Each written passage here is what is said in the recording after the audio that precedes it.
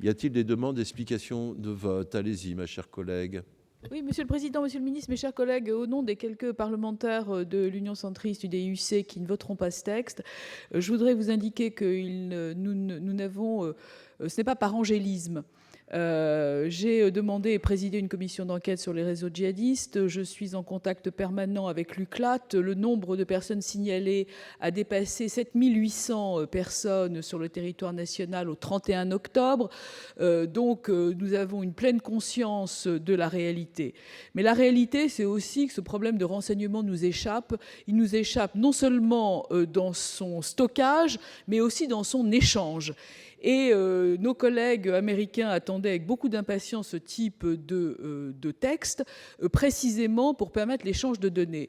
Et je considère que tout ce qui concerne l'échange de données n'est absolument pas protégé dans ce texte, que nos données de transmission vont être éparpillées et exploitées par d'autres.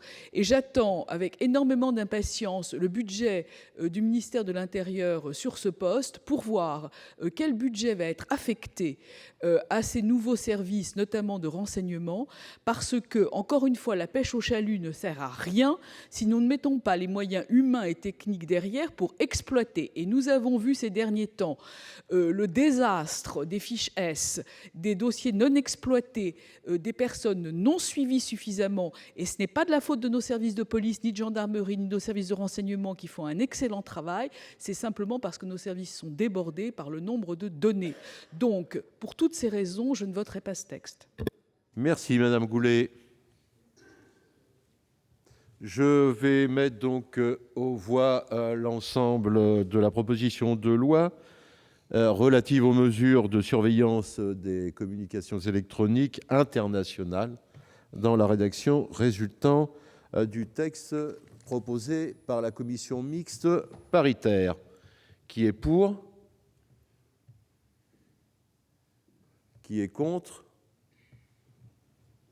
Qui s'abstient? La proposition de loi est donc adoptée. Mes chers collègues, Monsieur le ministre, nous allons reprendre la séance à 11h50. Elle est donc suspendue.